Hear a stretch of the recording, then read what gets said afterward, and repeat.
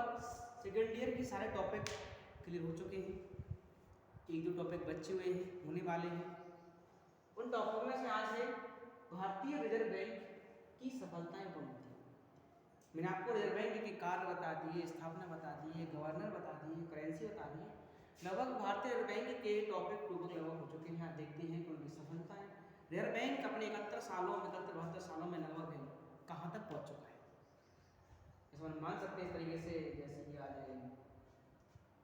Reserve bank की स्थापना कब हुई थी, हमने बताया था 1 अप्रैल 1935 को भारतीय रिजर्व बैंक की स्थापना हुई थी। अधिनियम 1934 के अनुसार लिखा गया था कि भारतीय जनता के लिए एक तरीका का केंद्रीय बैंक होना अति आवश्यक है। तो उस प्रस्ताव को रखा और 1935 में क्या हो गया, भारतीय रिजर्व बैंक की स्थापना हो गई है। और भारतीय रिजर्व बैंक जब स्थापना हुई है तो इस तरीके से विस्तार होती चली गई और अपने कार्यों को लगातार कंटिन्यू करते हुए एक अच्छे स्तर पर पहुंची है कि भारत के लिए एक अच्छी वित्त व्यवस्था की व्यवस्था करती है, पैसे व्यवस्था करती है, कई प्रकार मैनेजमेंट करती है, विदेश में मैनेजमेंट करती है। तो मतलब क्या होती है, भारतीय बैंक ऐसी बहुत सी सफलताओं को पार करते हुए आज देखते हैं कि क्या क्या उपलब्धियां कर गई हैं, क्या क्या सफलता तक पहुंच चुकी है। तो देखते हैं उन को कहाँ कहाँ तक हमने प्राप्त कर लिया। तो देखते हैं, समझते हैं क्या है। फर्स्ट हेडिंग में आते हैं, लिखा है कि नोट निर्गमन द्वारा मुद्रा पूर्ति में पर्याप्त लोच बनाए रखने में सफल। लोच का मतलब क्या होता है कि बैंक में जो पैसे की कमी आती है उस कमी को पर्याप्त बनाया रहता है लोच, ताकि उसमें लोगों की पूर्ति को बरकरार रखा जा सके। तो में क्या कहा गया है, लिखा है कि नोट निर्गमन, नोट मतलब होता है कि उसको बना करके वो मार्केट में ला। तो हमने कहा था आप लोगों से कि 1 रुपए के जो नोट और सारे सिक्कों को छोड़ करके बाकी जितने होते हैं 100 रुपए के, 50 रुपए के, 10 रुपए के नोट को लगा करके 2000 तक के नोटों को, ये सारे नोट क्या बनाती है, रिजर्व बैंक बनाती है। और इस पर साइन करते हैं तो गवर्नर के साथ होती है। लेकिन हमने कहा था 1 रुपए का नोट और जो सारे सिक्के होते हैं वो भारत सरकार का वित्त मंत्रालय के द्वारा बनाए जाते हैं और इस पर जो साइन होते हैं वो वित्त सचिव के साइन होती है। किसकी होती है, वित्त सचिव की। तो बता दिया था आप लोगों के लिए कि नोट निर्गमन द्वारा मुद्रा पूर्ति, जो मुद्रा जो पैसे की कमी आ रही है उसकी क्या करें, पूर्ति में पर्याप्त लोच बनाए रखने में क्या हुआ है, सफल हुआ है। कि हमारे भारत देश में कितना पैसा बढ़ जाता है, आपको मालूम होगा कि हमारे जेब में इतना पैसा आता है ऑटोमेटिक क्या होता है, सबके पास बढ़ जाता है। उसी प्रकार बैंक में पैसा छपता है और गायब हो जाता है। इस पर क्या होता है कि मार्केट में कई प्रकार की चीज़ों को उपलब्ध कराता है। मैंने आपको बताया था कि संयंत्र की नीति होती है कि बैंक कैसे बढ़ती है, तो वो मार्केट में प्रतिभूतियों को बेच देती है तो पैसा मतलब खरीद बेच देती है तो पैसा उसके पास आ जाता है, और उसी प्रतिभूतियों को एक समय क्या होती है खुद खरीद लेती है तो पैसा वापस पहुंच जाता है। इस तरीके होता है कि बैंक पैसे को घटा बढ़ी करती रहती है और क्या होती है, नोटों का निर्गमन द्वारा मुद्रापूर्ति होती रहती है। इस कार्य में क्या होती है, काफी अच्छे तरीके से बैंक ने सफलता उपलब्धि हासिल की है। आगे आते हैं, दूसरा है सफल सरकारी बैंकर एवं सलाहकार। क्या लिखा है, आरबीआई बैंक के बारे में समझ रहे हैं तो लिखा है क्या है, सफल सरकारी गवर्नमेंट बैंकर एवं सलाहकार। सफल एक सरकारी के रूप में काम किया उसने, हर एक प्रकार से बढ़ता गया, तो एक सलाहकार के रूप में करता गया कि हमें इस तरीके से बैंक को चलाना चाहिए, इसमें सुविधा लानी चाहिए, इतनी % की दरें रखनी चाहिए ताकि लोग वहाँ को लोन लेने में और बिजनेस चलाने में कई प्रकार की दिक्कत ना हो। तो क्या हुआ, सफलताएं हासिल की है सफल सरकारी बैंकर में सलाहकार की। एक रिजर्व बैंक बैंकों के लिए एक अच्छा एडवाइजर है जो एक सलाह दे सकता है अच्छी तरीके से कि आपको इस तरीके से काम करना है, अपने बैंकों को ऐसे बढ़ाना है, विस्तार करना है। तो क्या है, ये है सफल सलाहकार और सरकारी बैंक। आगे आते हैं देखते हैं, दूसरा है, तीसरा है बैंकिंग विकास एवं सुसंगठित विस्तार। क्या है, बैंकिंग विकास, जितनी भी भारत में बैंकिंग है उन बैंकों का क्या किया है, इनने विकास किया है। क्या किया है, इन्हें विकास किया है एवं सुसंगठित विस्तार। हमने बताया था सुसंगठित विकास क्या हमने, बैंकिंग विकास आता गया है, सुसंगठित विस्तार किया गया। इस हमने कहा था रिजर्व बैंक सब बैंकों को क्या करती है, सुसंगठित मतलब अच्छे संगठन में लेकर चलती है। रिजर्व बैंक ने कहा अगर हम आपके लिए 1 रुपये कम % कम करते हैं तो सभी लोगों को क्या करना है, 1% बैंकों पर कम करना है। इसी पे क्या करती है, सुसंगठित विस्तार कर दी गई। हर बैंक देखना आजकल बड़ा ग्रोथ करता है, डेवलप करता है, मतलब क्या होता है, विस्तार अच्छा होता है उसका, संगठित एक क्रिया से लाइन में चलते सब बैंक। तो क्या है, बैंकिंग का विकास हुआ है, सुसंगठित विस्तार भी आगे की ओर बढ़ता गया। रिजर्व बैंक का आगे आते हैं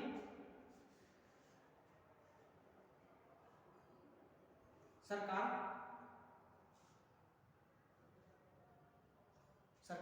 कि बैंकों की रक्षा व जनसंख्या, सॉरी क्या लिखा है, संकट, संकट में बैंकों की रक्षा व जन विश्वास में विस्तार। क्या लिखा हमने, संकट में बैंकों, जैसे मान लिया किसी प्रकार का कोई एक क्षेत्र का बैंक है, उस बैंक के पास से पैसे की व्यवस्था नहीं हो पा रही है, वो पैसा नहीं चुका पा रहा है, तो उसके पास से या तो वो बैंक बंद कर देगा या फिर बैंक को वो उसी बैंक में विलीन कर देगा। तो उस संकट में क्या होता है, संकट में बैंकों की रक्षा करता है, उनको पैसे दे देता है कि आप अपने बैंक को मत तोड़िए, बैंकों को बढ़ाइए, हम आपके लिए हेल्प कर देंगे। क्या लिखा है, संकट में बैंकों की रक्षा करता है वह जन विश्वास, अगर बैंक अगर वो क्या हो जाएगा, टूट जाएगा, तो बैंक को धन का क्या हो जाएगा, विश्वास हट जाएगा। उस विश्वास को जीतने के लिए बैंक क्या करता है कि बैंक संकट में बैंकों क्या कर देता है, रक्षा कर देता है, मतलब कि पैसे दे देता है, तो यार बैंक बंद हो रहा है या विलय हो रहा है तो उसको विलय ना होकर के उसकी क्या करता है, रक्षा कर देता है, और जन लोगों में क्या होता है, विश्वास से दौड़ करके आ जाता है। तो क्या होता है, बैंकों पर विश्वास कभी नहीं उठने दिया, रिजर्व बैंक ने सफलता हासिल की हुई है। आगे आते हैं, संगठित मुद्रा बाजार का विकास। क्या किया है, संगठित, हमने आपको मुद्रा बाजार बताया था, मुद्रा बाजार के दो क्षेत्र होते हैं, एक तो होता है संगठित, एक होता है असंगठित। संगठित मुद्रा क्षेत्र में आते हैं जैसे कि साहूकार, जमींदार, सर्राफ, चिटफंड कंपनियां जी क्या होती हैं, असंगठित होती हैं। इनका ना कोई लेन देन का मतलब कितने परसेंट आपके लिए लोग लेने हैं, कितना परसेंट पे आपको देना है, इनका कोई नियम नहीं होता है। मतलब मैं अपने शहर में बात करूँ कि जो बनिया लोग होते हैं वे किसी गरीब आदमी के लिए 2% 3% देते हैं, और कहीं और से ज़्यादा 4-5% देते हैं, तो क्या है, वो होते हैं असंगठित होते हैं। तो मुद्रा बाजार में दो चीज़ होती हैं, एक तो संगठित असंगठित। तो संगठित क्षेत्र में आते हैं, संगठित क्षेत्र में जो आते हैं वो है अपनी बैंकिंग से संबंधित जिन चीज़ें होती हैं, बैंकिंग सुविधाएं, वित्त व्यवस्था कार्यक्रम, तो जो बैंक लेवल की है वे क्या होती है, संगठित होती हैं।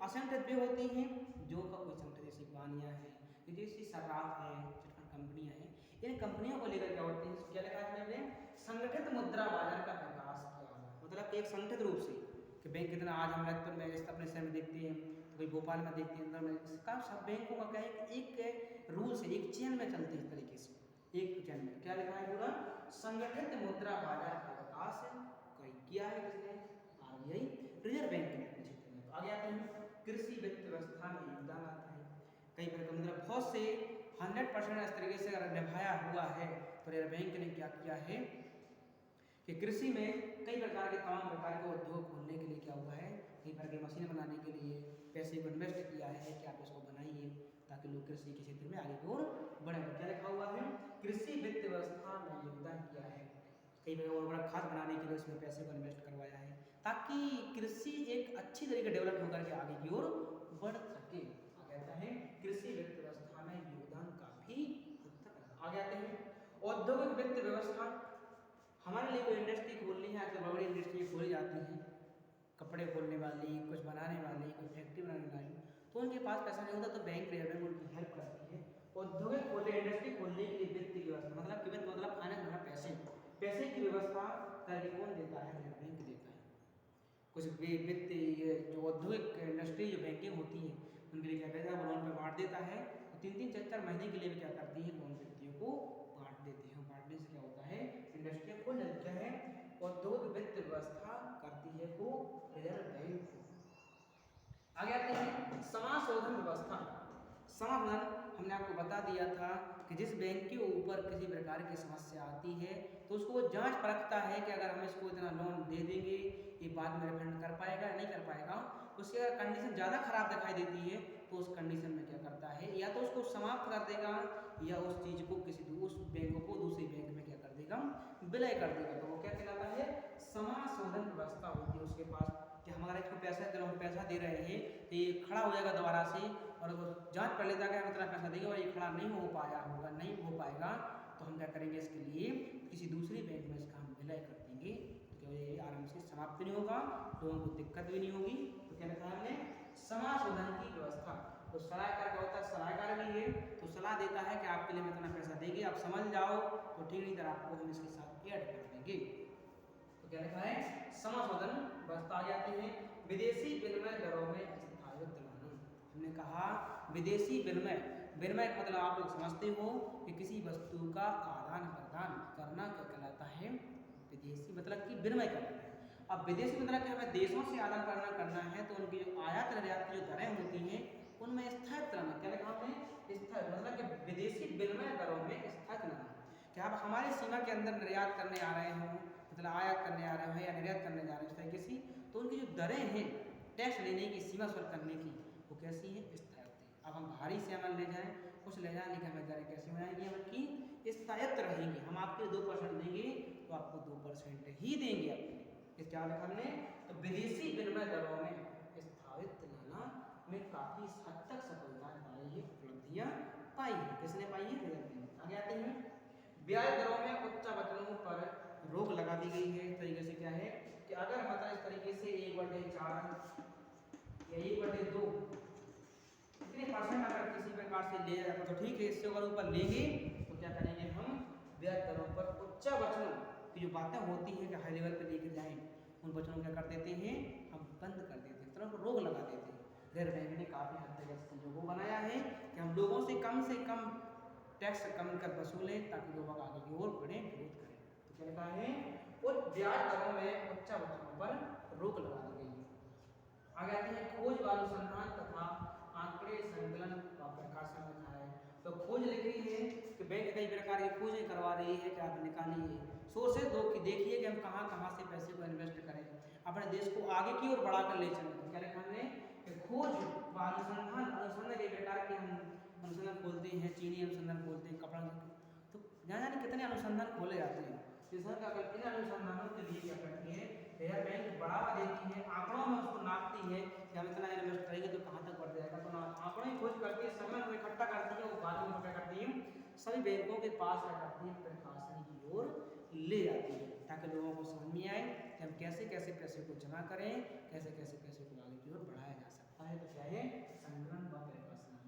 आगे आते हैं, समुचित मुद्रा एवं शाख नियंत्रण। मैंने बताया था कि शाख नियंत्रण दो प्रकार से करता है, एक तो मात्रात्मक करता है, दूसरा गुणात्मक करता है। इस टॉपिक के पहले आपको हमने बताया था। इसके अंतर्गत कुछ चीज़ें होती हैं कि मात्रात्मक उसमें होता है कि पूरे समूह को, पूरे भारत देश की पैसे पर लगाया सकता है, और गुणात्मक में किसी विशेष क्षेत्र पर लगाया जाता है। इसलिए बताया हमने। तो क्या समुचित मुद्रा, जो पूरी जो मुद्रा है उसको क्या करता है? शाख नियंत्रण करता है। उसको करता है RBI, भारतीय रिजर्व बैंक, उसको क्या करती है? सफलता। इन चीज़ों को काफ़ी हद तक सही लेवल तक ले जाने में रिजर्व बैंक ने काफ़ी अच्छा प्रयास किया है, अच्छा सफलता हासिल की है, उपलब्धि हासिल की है। और मेरे को आशा है कि आगे भी रिजर्व बैंक इस तरीके से भारत को सफलता हेल्प देती रहेगी और आगे की ग्रोथ बढ़ती रहेगी। तो मैं समझता हूँ, मैं आशा करता हूँ कि आपके टॉपिक समझ में आ गया होगा। आज इतना ही।